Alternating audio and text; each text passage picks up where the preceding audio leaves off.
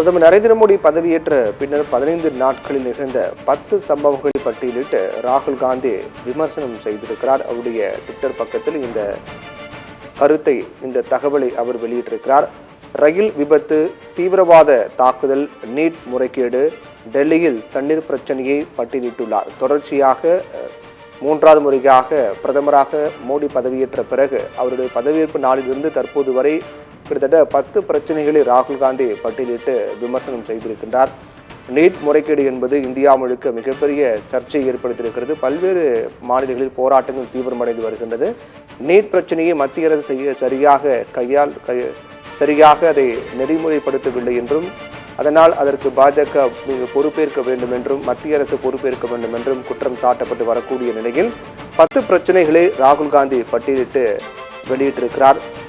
வலிமையான இந்தியா கூட்டணி மக்கள் பிரச்சனைகளை தொடர்ந்து நாடாளுமன்றத்தில் எதிரொலிக்கும் என்று ராகுல் காந்தி தெரிவித்திருக்கிறார்.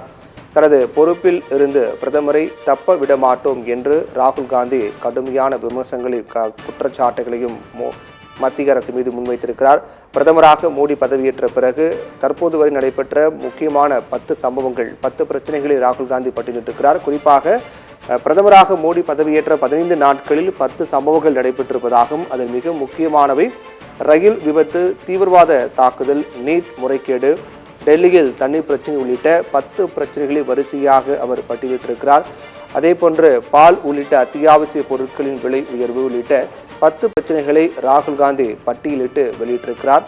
வலிமையான இந்தியா கூட்டணி மக்கள் பிரச்சனைகளை தொடர்ந்து நாடாளுமன்றத்தில் எதிரொலிக்கும் என்றும், தனது பொறுப்பில் இருந்து பிரதமரை தப்ப விட மாட்டோம் என்று ராகுல் காந்தி தெரிவித்திருக்கிறார். இந்த 10 பிரச்சனை என்பது மோடி மீண்டும் பிரதமராக பதவியேற்றது முதல் நடைபெற்ற 10 சம்பவங்களை பட்டியலிட்டிருக்கிறார். குறிப்பாக நீட் முறைகேடு, அதே போன்று டெல்லியில் காணப்படக்கூடிய இதுவரை இல்லாத வகையிலான தண்ணீர் பஞ்சம், ஒவ்வொரு நாளும் மக்கள் தண்ணீருக்காக அங்கு அலைமோதி வருகிறார்கள். அந்த பிரச்சனையை மத்திய அரசு சரியாக அதை கையாளவில்லை என்று குற்றச்சாட்டப்பட்டிருக்கிறது. அதே போன்று பல பிரச்சனைகள், அதில் 10 பிரச்சனைகளை குறிப்பிட்டு ராகுல் காந்தி விமர்சனம் செய்திருக்கிறார்.